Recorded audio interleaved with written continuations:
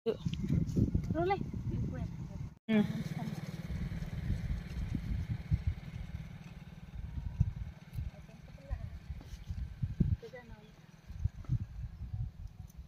लोगोफोर दिनैनि गोदान मोनसे भिडिअ फरायनाय बावहरनाय खालायबाय नोंथांमोननिसिम आसा खालामो नोंथांमोना बयबो मोजाङैनो दं होननानै इसोरनि अननायाव आंबो दसे मोजाङैनो दंथ'यो स' लोगोफोर दिनैनि भिडिअआनो जाहैलायबाय नै जोंनि राङापारा दख'रा एबसुनि गल्डेन जुबलि जादों जोंना 50 बोसोर बारनायनि बेनिनो जुरि बिलाव दिनै गेवलां मेल दोङो बेयावनो थांनो ओंखारलायबाय स' बिदिब्ला लोगोफोर आंनि भिडिअखौ स्टार्ट खालामनोसै चलो थुबाय थादो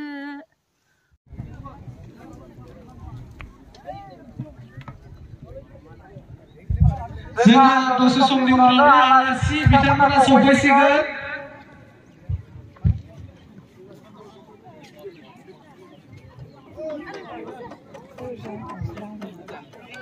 जिरायना थानो जिराय थांबा সেইটো জনসংখ্যাৰ ওপৰত নিৰ্ভৰ নকৰে সেইটো নিৰ্ভৰ কৰে সেই জাতিটোৰ মানুহৰ জীৱন প্ৰণালী জীয়াই থকাৰ যি ষ্টেণ্ডাৰ্ড মানদণ্ড আৰু আত্মবিশ্বাস নিজৰ ভাষা নিজৰ সাহিত্য নিজৰ জাতীয় পৰিচয় আৰু নিজৰ জাতীয় যি কেৰেক্টাৰ বৈশিষ্ট্য তাক কিমান খামুচি মাৰি ধৰিব পাৰে তাৰ ওপৰত এটা জাতিৰ উত্থান এটা জাতিৰ পৰিচয় হয়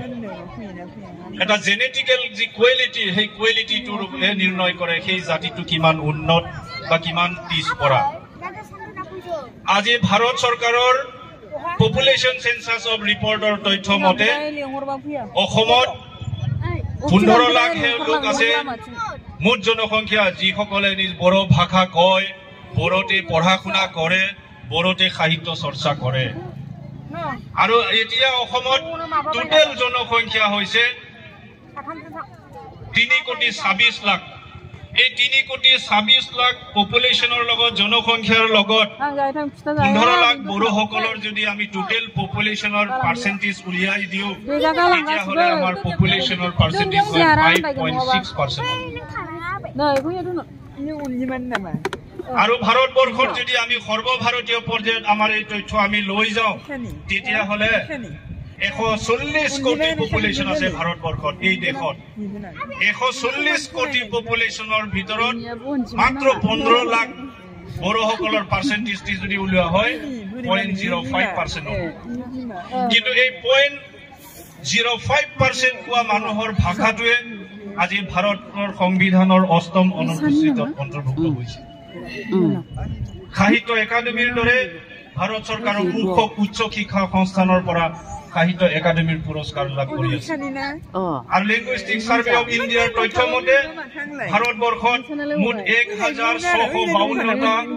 কথিত আৰু লিখিত ভাষা আছে আৰু এই 1,652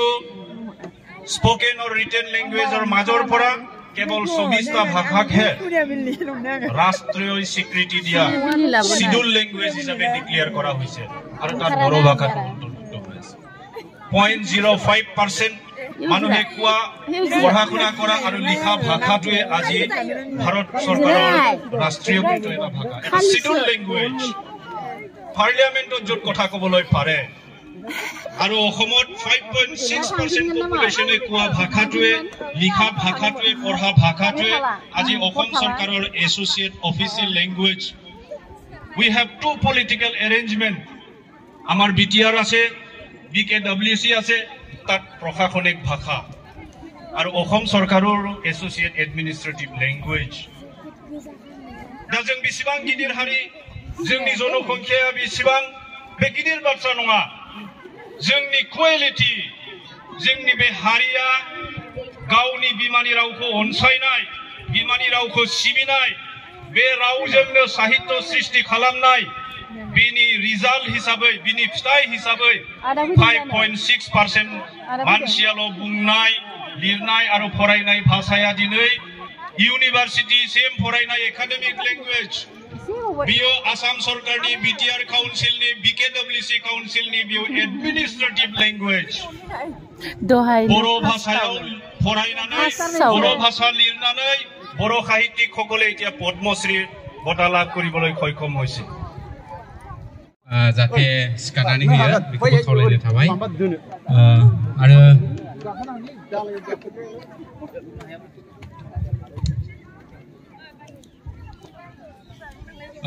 बे समाव जोङो फरायसा फरायसालिफोरखौ ओरै थांलाय फैलाय खालामालासिनो मोनसे जायगायावनो थानो थाखाय खावलायदों आरो सारमोनखौ जेब्ला जों बरायगोन बे समाव बयबो गसंनानै जाहाथे सारमोनखौ मान होयो जोङो खावलायखानाय थाबाय मोनथिखादों जानांगौ बुजिखादों जानांगौ फैथ'वाखै सारमोना फैथ'वाखै जेब्ला बरायगोन अब्ला सार गासैबो फरायसा फरायसालिफोरा जाहाथे गसंनानै मान होयो खावलायखानाय थाबाय आलासि बरायनो नागिरदों नै बर' राव गेवलांथों बर' राव गेवलांथों बर' राव थांना थाथों बर' साहित्य सभा लं लिभ डक्टर निराला रामसियारि वेलकाम डक्टर निराला रामसियारि जों बरायबाय डक्टर निराला रामसियारिखौ जों बरायबाय प्रोफेसर भुपेन बसुमतारिखौ जों बरायबाय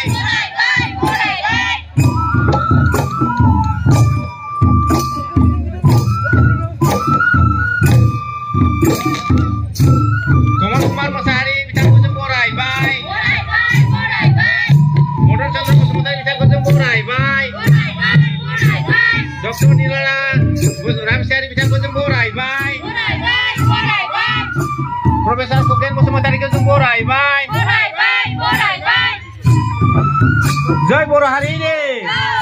बर' राव गेवलांथों नितेन बसुमतारि सारखौ जों बरायबाय मदन चन्द्र बसुमतारि बिथांखौ जों बरायबाय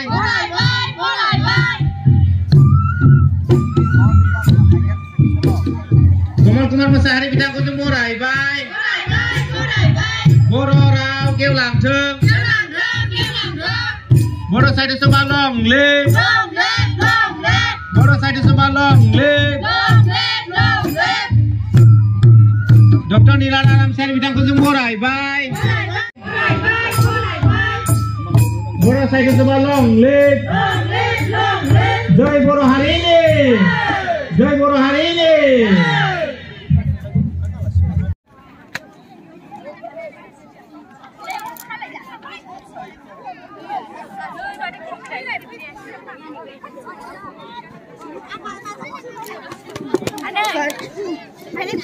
सिङाव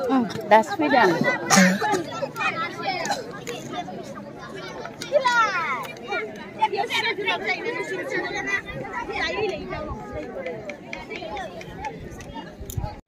लोगोसेयैनो हांख्रायना लाबोजानाय गाहाय आलासि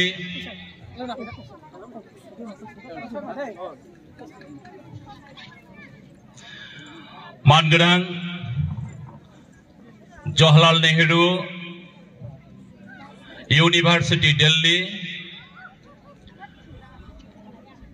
प्रोफेसर मानगोनां डॉक्टर निराला रामसियारि सार आरो जोंनि गेजेराव दिनै नुजाफैबावनो हादों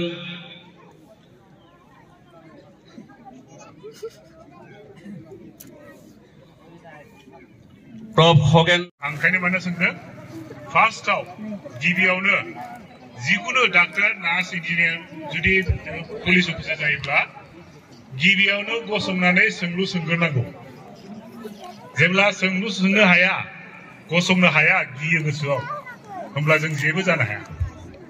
बिनि थाखायनो आं सोंदों नङा होमबा गिबियाव मा जानांगोन गोसोखौ गोरा खालामनानै गसंनानै जों मा खालामनो सोंलु सोंनांगोन जेब्ला सोंलु सोंगोन होमबा मा जागोन मानसिफ्रा नोंखौ गनायगोन जेब्ला नों बुंनो रोंगोन मानसिफ्रा नोंखौ गनायगोन नों नार्स जा डाक्टर जा इन्जिनियार जा पुलिस अफिसार जा आरो प्रफेसर जा गसंनानै बुंगोन नों जेब्ला गसंनानै बुंनो हाया अब्ला रावबो जोंखौ गनाया जोंहा डक्टर निरला रामसियारि सारा बिबुंथि होगासिनो दं लोगोफोर खोनासंलां बयबो फरायब्लाबो फोरोंगिरिफोरनाव सोंनांगौ जे फरायसुला फरायसुलिया जे बे मानो बिदि जादों जाय मानसिया गसंनो हाया गावनि आथिङाव गसंनो हाया फार्स्टआव मा खालामनांगौ फार्स्टआव कनफिडेन्ट जानांगौ बयबो सोंलु सोंनांगौ निउटनाबो मिथियामोन जेब्ला आपेल गोलैयो होमब्लासो मिथिदों बेबो बिराद माबा होदोंमोन इन्टारभिउ होदोंमोन नोंसोर मिथिना मिथिया निउटना ग्रेटेस्ट साइन्टिस्ट अफ द वर्ल्ड बुहुमनि सबसे गिदिर साइन्टिस्ट जेब्ला साख्रिनि इन्टारभिउ होयो बेसेबांबा साख्रि बे इन्टारभिउआव सिलेक्शन जायाखै लास्टआव मा जाहैदों जेब्ला सोंलु सोंबाय जेब्ला आपेला माबानिफ्राय आपेल दंफांनिफ्राय गोलैबाय होमबा जाबाय मा जाबाय ओ बे मानो गोलैखो बिनिफ्राय जागायजेनबाय जे सोंलु सोंनांगौ जेब्ला जों सोंलु सोंगोन होमब्लासो जोंनि माखौ फिनजाथाय बा आनसारखौ मोनगोन फार्स्टआव मा नांगौ गसंनानै सोंलु सोंनांगौ आरो कनफिडेन्ट जानांगौ नङा होमबा फार्स्ट फरायसाफोरनो जिखुनु फरायब्लाबो डाक्टार जा इन्जिनियार जा नार्स जा फोरोंगिरि जा पुलिस अफिसार जा मा खालामनांगौ गसंनानै लाजिनायखौ दोनथ'नानै सोंलु सोंनांगौ अब्ला मा जागोन जों जोंनि फिथाइखौ मोनगोन जों जोंनि आनसारखौ मोनगोन जोंनि गोसोआव लाबाय थानाङा जे बेयो मानो जादों बै उनाव नायनोसै होननानै लाजिबाथाय खाजि गोमायो होनो जे ओंखायनो जों कनफिडेन्टलि सोंलु सोंनांगौ सेकेन्डआव जाहैबाय फरायसाफ्राव मा नांगौ जोंनो मा नांगौ रायज्लायनो सोलोंनांगौ माब्रै नों गासिबो बिमा बिफाखौबो आं खावलायो न'खराव गथ' गथायजों ज' जिरायनानै रायलाय ओंखाम बोथिसे ज' जिरायनानै जालाय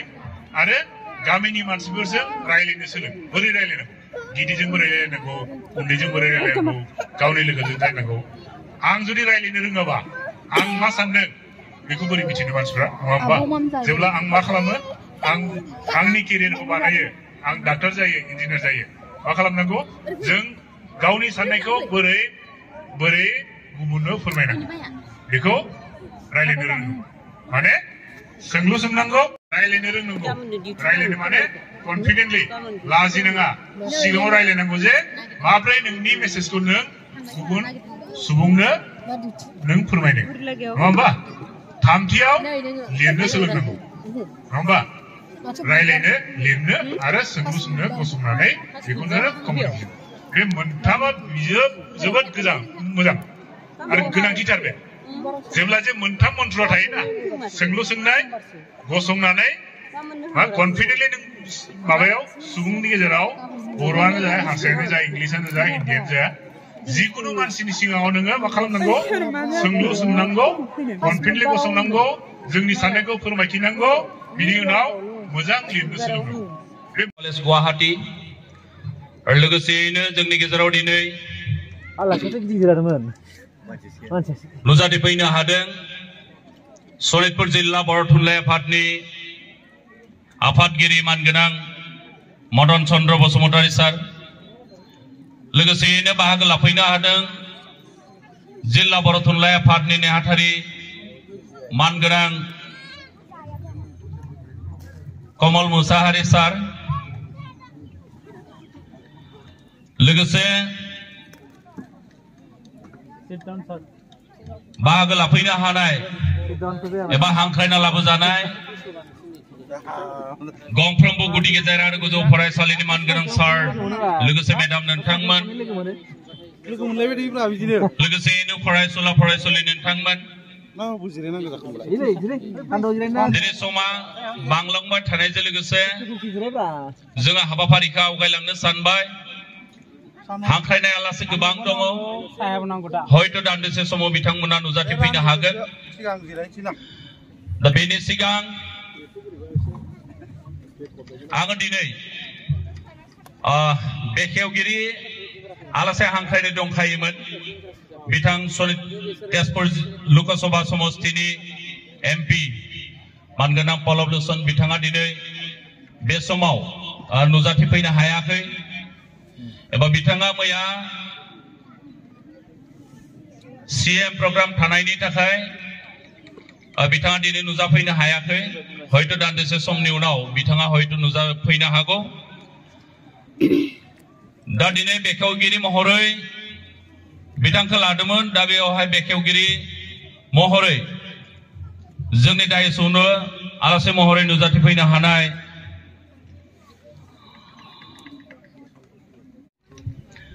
सारखौ दान्दिसे सम गसंनानै गावनि सिनायथिखौ होनो खावलायबाय आरो लोगोसे सारखौ गांसे आर'नाइ जमान बावनो खावलायनाय जाबाय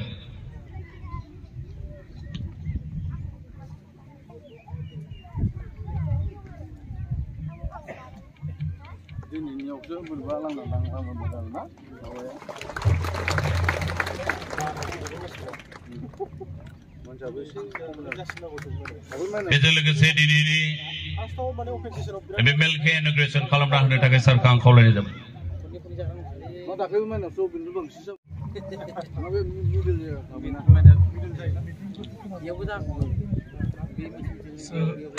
Good afternoon.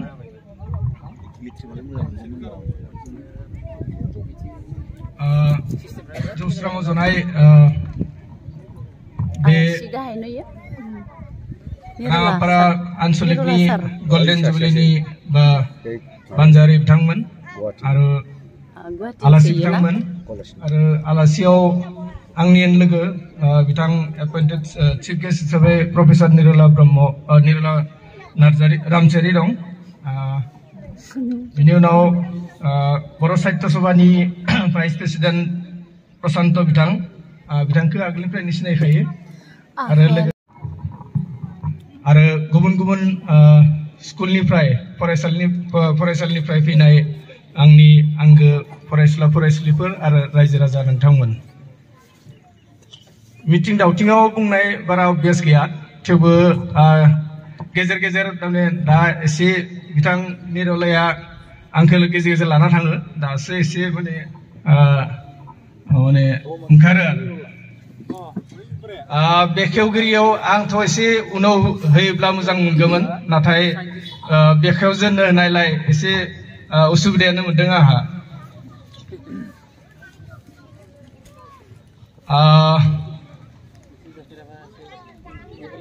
बावैसोल' बक'आव जोंनि बर' साहित्य सभानि जिथु कनफारेन्सआ जाना थांबाय 63 मायथाइयारि जोंनि बर' रावा 8 शिड्युल लेंगुवेज हिसाबै राष्ट्र भाषा हिसाबै गनाय जाबाय बेखौ जोङो क्रेडिट होनांगोन बर' साहित्य सभाखौ आरो बर' साहित्य सभानि जों लोब्बा थाफानाय जोंनि रायजो राजा गासैबो जिथु नाजानायाव बे जानानै फैबाय आरो आं गावबो बर' मिडियामआवनो फरायनाय गतिके मोनसे रावा जौगानाय होनना बुङोबा मा एवार्ड दं बिनि सायाव जेनेके ज्ञानपीठ जोंनि इण्डियानि लिटारि एवार्डआ जाबाय टप मोस्ट जिथु लिटारि एवार्ड ज्ञानपीठ गतिके दासिम ज्ञानपीठ मोननाय हाइस्ट हिन्दीयानो दं आरो बाखि कानाडा सेकेन्डआव दं 8 किन्तु जोंनि बर' दाबो मोननो हायाखै आसामाव 7 मोनबाय गतिके जों दा साहित्य एकाडेमियाव मोनदों गतिके ज्ञानपीठनि थाखाय जोङो नाजानांगोन माबायदि गोथौ आरो मोजाङै माने आइडियाफोराव बिजाबफोरखौ लिरनानै जोङो बेफोरखौ फोसावनो हायो आरो बे बान्थायाव मोननो हायो मानोना बे बान्था मोननायनि गेजेरजों माने जिथु लेंगुवेज रावनि बे जिथु गोथौथि रावनि जिथु गुवार रावनि जिथु भेलु बे भेलुखौ थारमाने जुखिनो हायो आरो माने जोङो कम्पेयार खालामनो हायो गोबां साननाय दं आयदाया बर' लिटारेचारबाबो गोबां साननाय जोंनियाव फरायसाफोरनि गेजेराव मोनसे कनफिउजन दं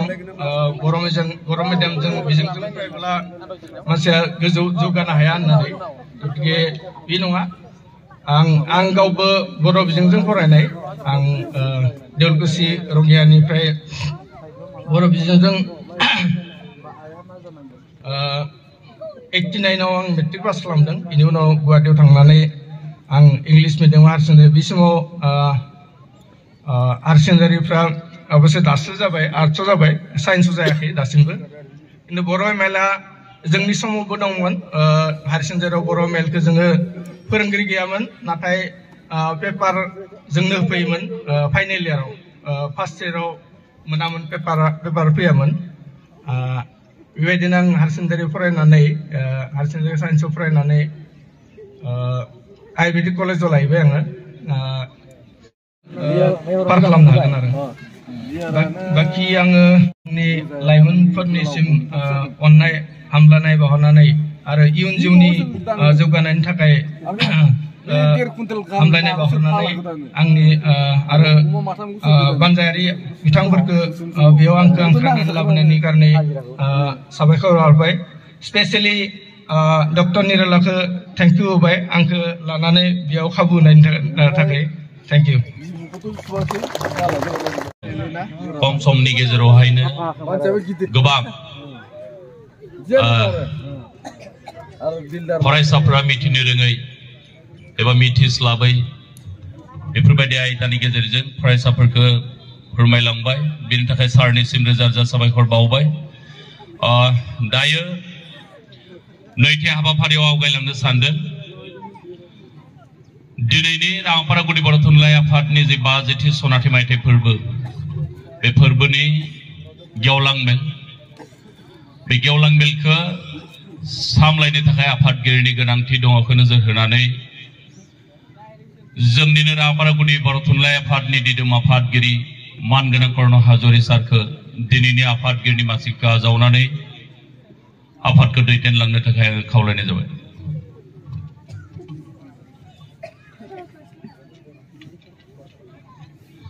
बेजों लोगोसे बिथाङा आफादगिरि सारखौ गांसे आर'नाइजों मान बावनो खावलायबाय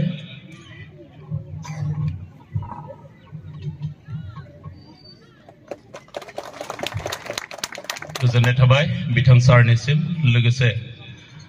हाबाफारिखौ आवगायलांनो थाखाय आं खावलायनाय जाबाय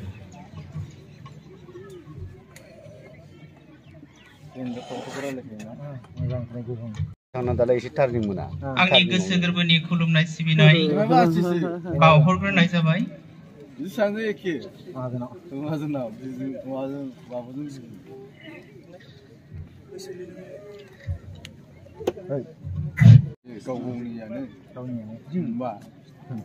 doctor Nirala Ramsiari, chief guest of our open meeting today, and inaugurator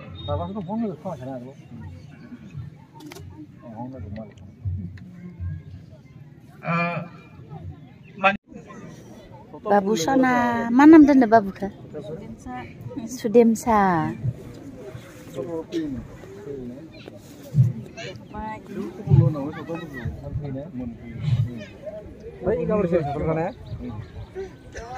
मानगोनां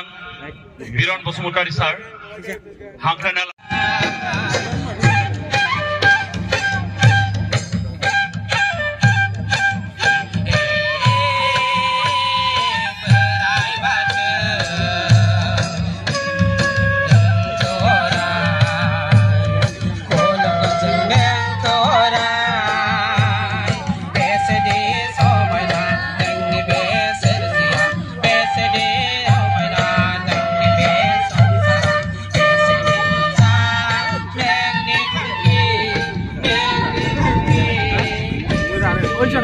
जानानै मान बावनो खावलायनाय जाबाय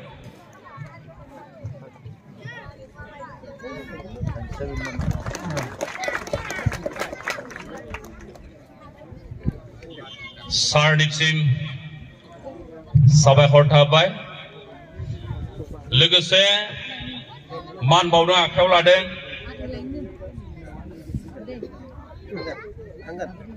जोंनिनो मिरु बर' थुनलाइ आफादनि लोगो आफादगिरि मानगोनां प्रशांत बर' सार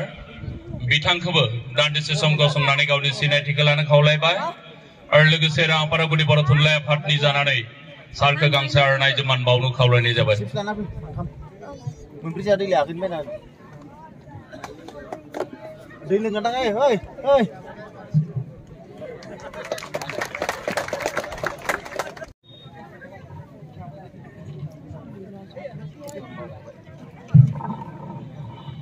বলেন চক্ৰৱৰ্তী দা তেখেতেকো খন্তেক সময় থিয় দি নিজৰ পৰিচয় দিবলৈ অনুৰোধ জনালো আৰু লগতে আমাৰ ৰাওপাৰা আঞ্চলিক বড়ো সাহিত্য সভাৰ তৰফৰ পৰা এখন আৰ্ণাইৰে সম্বৰ্ধনা জনাব বুলি মই অনুৰোধ জনালো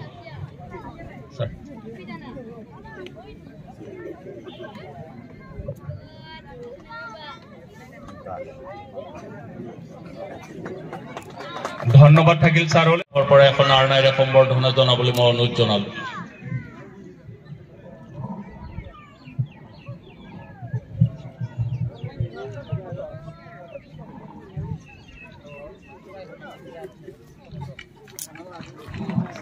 ছাৰলৈ ধন্যবাদ থাকিল লগতে সম্বৰ্ধনা দিবলৈ আগবাঢ়িছো Shahjahan Salim assistant secretary press club তেখেতকো খন্তেক সময় থিয় দি নিজৰ পৰিচয় দিবলৈ অনুৰোধ জনালো লগতে এখন আৰ্ণাইৰে ৰাওপাৰা আঞ্চলিক বড়ো সাহিত্য সভাৰ তৰফৰ পৰা সম্বৰ্ধনা জনাবলৈ মই অনুৰোধ জনালো সালংগুনিয়াव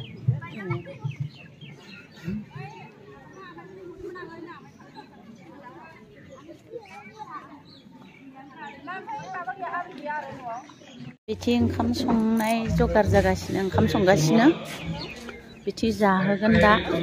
मैगं हाखांनानै थांबायानो जोंबो बेयाव दसे जिरायना साहा लोंनोसै आदैया सिफुं फानगासिनो सिफुं ओंखाम रानग्रासो होननाय खोनादोंमोन आं गथ'फोरा ओंखाम जानाया गोथाव जादों जायाखै